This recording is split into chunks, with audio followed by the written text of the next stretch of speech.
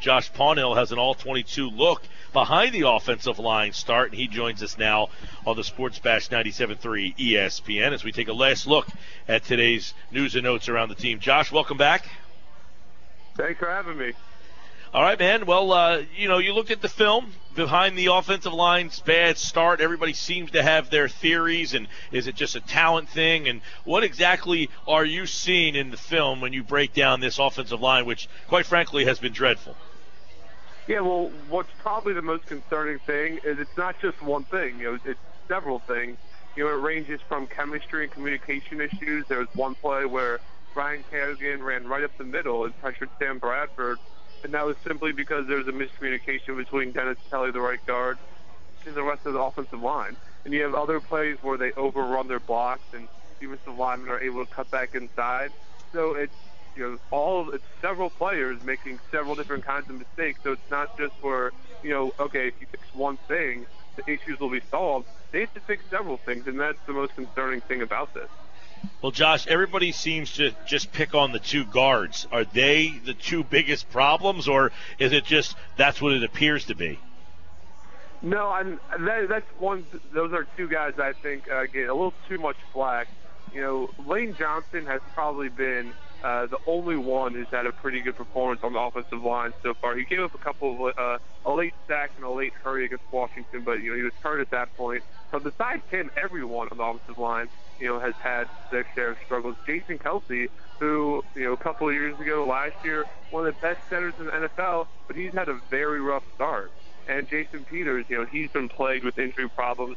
We haven't really seen him 100% on the field, so he's had a little bit of trouble against speed pass rushers. So it's not just the guards, it's really everyone on the offensive line, plus Brent Selleck at tight end and Zach Ertz at times. Josh Paunil, Birds 24/7 at PhillyMag.com. Are there signs of life? Is there signs that this is, turning around? I know we talked to Barrett Brooks about a week or two ago, and he said, look, you got two new guys playing in there. There's going to be communication problems. There's going to be a growing period. And then, of course, Gardner went out, and you have to put a new guard in, so that communication now starts back at the beginning. And then, of course, Tobin goes to guard. Are there signs that this is getting better, or does it not look like this is going to get better anytime soon? Well, they have gotten a little bit better, but the problem is it's not happening at nearly a fast enough rate. You do see plays where they're just more or not even plays, but drives and quarters where they're more consistent, but they need to do that over a 4-quarter game. You see the same issues they had against Dallas, against Washington.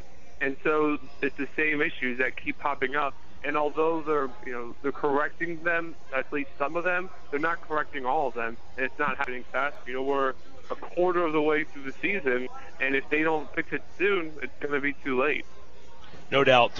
One guy that gets a lot of criticism is Sam Bradford. He has not been as accurate as many people had thought. He has not looked as maybe advanced as many people had hoped. You saw him that night against Green Bay, and everybody thought this guy's going to be an MVP candidate. But is he at least showing signs of life? Is he turning the corner to look like more the guy that maybe we anticipated the Eagles traded for?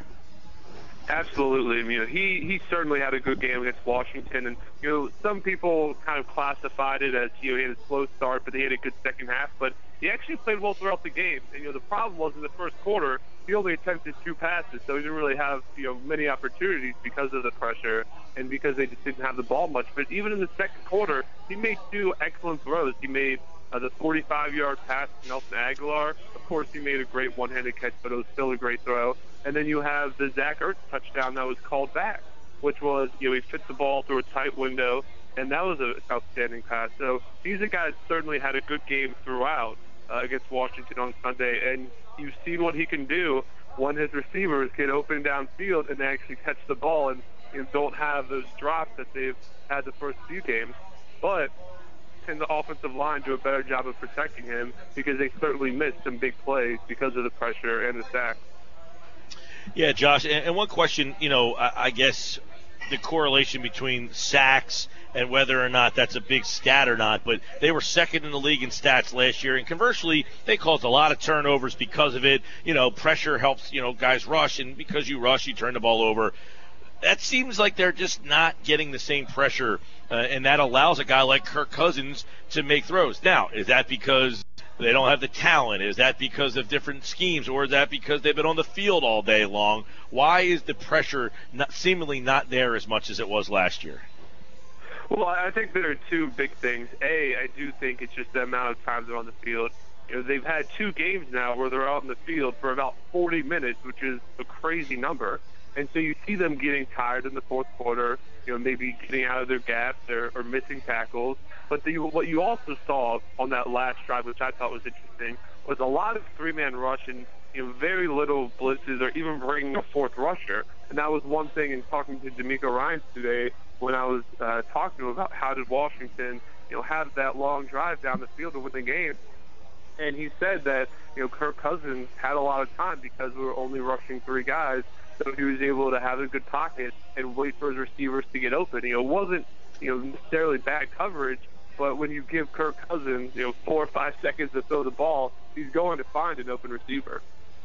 Josh Paunil, Philly Mag, covers Eagles for Birds 24/7. A lot has been made leading up, Josh, obviously, about the Murray, the Matthews. Last week, Murray kind of said, well, I'm not getting the ball enough. I expected to get the ball a little bit more. Do you sense that from him saying that on Sunday to now getting ready for this game on Thursday that, that obviously it didn't seem like he was very he wasn't upset or anything. He seemed in a very calm manner, just said, hey, I don't think I am getting the ball enough. But do you think that will be a little bit different this week in terms of the game plan of trying to get him more involved? Well, what really needs to happen is, honestly, for everyone to get more involved. The problem is you can't really get DeMarco Murray or Ryan Matthews going because they can't convert on 3rd down. They're behind the chains. They're not picking up many yards on 1st and 2nd down, so they have a lot of 3 and outs. So when you have that type of offense, you can't get your first down, then no one's getting enough carries, and that's the biggest problem. DeMarco Murray felt like he's not getting enough carries. Well, I'm sure Ryan Matthews feels the same way, and a lot of the receivers will probably want more targets because they simply aren't running a lot of plays because they can't stay on the field. All right, Eagles and the Saints, of course, this weekend. You can listen to the game with coverage starting at noon on 97.3 ESPN. Josh and the guys over at Philly Mag Birds 24/7 have plenty more on this matchup. And, of course, the injuries. Jason Peters looked like he's going to go. Byron Maxwell looks like he's going to go. And not looking good for Michael Kendricks. We'll keep our eyes on that. But always good to catch up with you, Josh. We'll talk to you next week. Thanks for having me. You got it. Josh Paunil has an all-22 look at the Eagles offensive line. Check that out over at PhillyMag.com.